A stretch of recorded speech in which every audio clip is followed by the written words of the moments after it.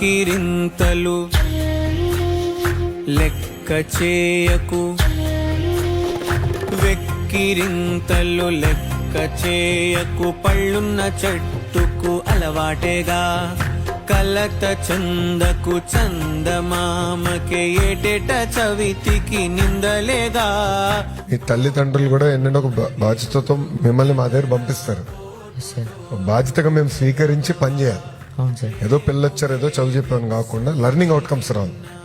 ఎందుకంటే నేను ఈరోజు ఈ స్థాయిలో ఉన్నానంటే మా ఉపాధ్యాయులు, మా టీచర్స్ వాళ్ళు సరిగా చూసుకున్నారు, టైం టు టైం నన్ను గైడ్ చేశారు కనుక నేను ఈరోజు ఈ స్థాయికి వచ్చాను. సో అది నేను ఎప్పుడు మర్చిపోలేను. సో ఇది చాలా చాలా అవసరం.